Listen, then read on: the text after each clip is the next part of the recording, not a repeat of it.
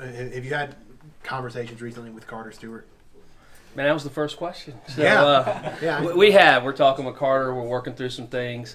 Been a tough month for him and his family, you can imagine. But yes, we're talking with Carter, weekly, and still working on it. Do you know when that decision might come down? I think it's going to be coming soon because school will be starting, but we don't have an exact date or anything that way.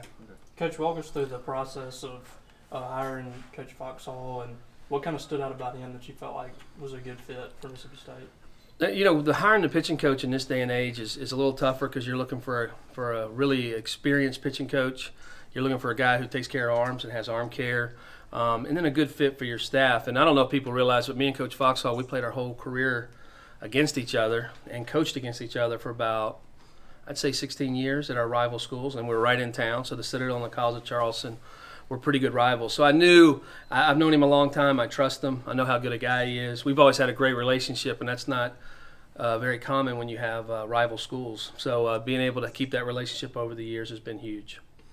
You brought some guys with you from Indiana. What kind of went into those decisions, and why were they the ones you selected? Kyle Cheeseborough's come down. He's our volunteer coach. He was our recruiting coordinator at Indiana.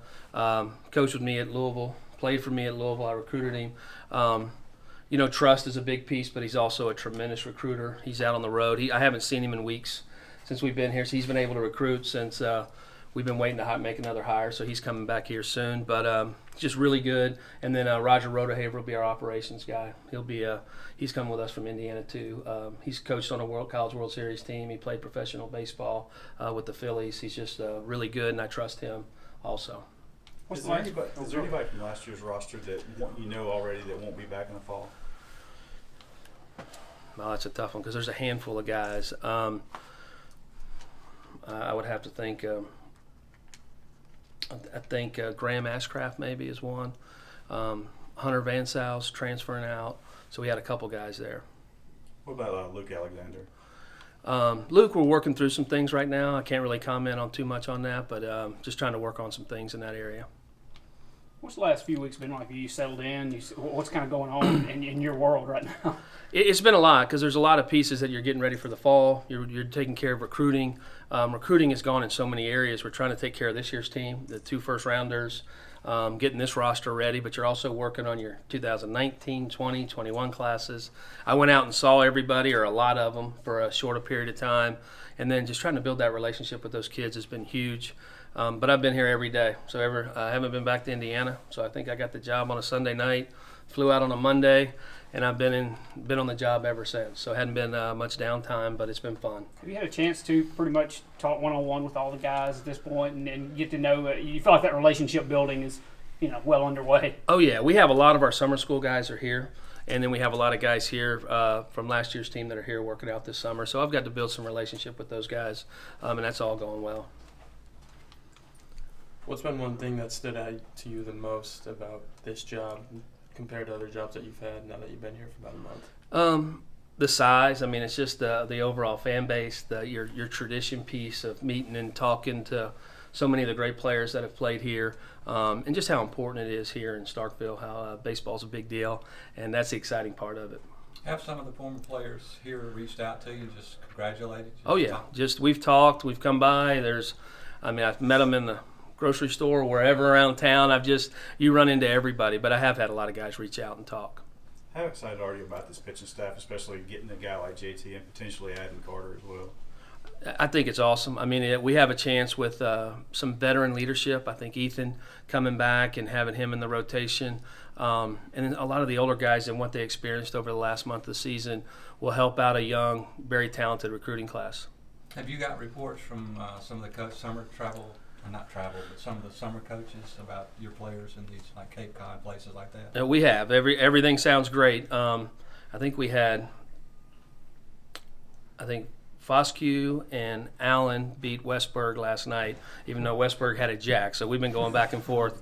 I think they're giving him a hard time. But we've just seeing those guys and talking to those guys, and we've had a lot of conversations on the phone or through text. Hey, I'd just like to open and thank Chris for this opportunity, and the reason I came here was because of him, first and foremost, and like he said, our relationship from the past and I trust in him and believe in him. And then secondly, or 1A and 1B is the commitment to baseball here. Just the commitment from the administration, the commitment from the fans, the commitment from you guys. This is impressive today. And that's the reason that I came over here, and I'm excited to get going. Just your initial thoughts on, we're kind of asking him, but the pitching staff that you inherit. Yeah, excitement. That's my initial thoughts. A lot of talent. Some guys coming back that have been there before and done it and are ready to take the next step maybe into a leadership role and to get better at their craft than they were before. But also mix that with the influx of talent that Jake's done such a good job of bringing in here and keeping those guys together and getting them to campus, that it's going to be an exciting time this fall. When you get everybody back in a few weeks, what's your initial thought? What are some things that you're going to try to do to start off with that group?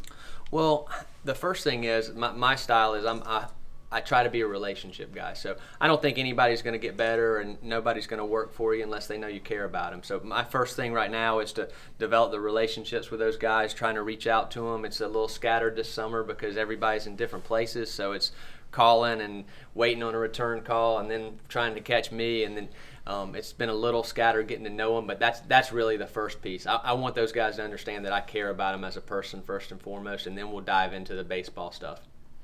This team could really use bullpen depth the last couple of years. It seems like you've had some depth in your bullpens throughout your coaching career. How do you kind of develop that? How do you develop a 6-7 guy deep bullpen? Yeah, it's a mentality, and I think the bullpen and the back end of the bullpen's probably the most important thing in college baseball, if not in the big leagues, but definitely in college baseball, where you got some guys that, and especially in this league with the crowds and the how the momentum can change in the later innings. You got to have guys that are tough mentally on the backside. So that's what I start with. We have the talent, like I said, Jake's done a good job, and there's some pieces here already. But just I'll start with the mentality of the bullpen and what we want to try to do, and the attitude and the bulldog mentality we want to have when we go into the games in those late inning situations. You've only got one starter returning, granted a good one, but still two more to fill in that rotation. What do you look for in a starting pitcher? Well, most of the time they're guys that have to be able to pitch off of their fastball, and guys that you have to have an out pitch, but I think you have to be able to eat up those innings with fastballs and fastball command. So I will start there with the starting pitchers and see who can do that the best. That's usually the best way to eat up innings and get yourself to the bullpen in the middle of the late innings. What's your excitement level about potentially adding 2 first-round arms to your staff? It's unbelievable when you think about it. It's through the roof. Our excitement level's through the roof, and we don't want to put too much pressure on those guys. Like Chris said, we've got some guys coming back that are veterans that have done it before, but it's certainly going to be fun to have that kind of talent, and hopefully those guys are going to jump in and contribute immediately. Have you had any conversations with Carter so far?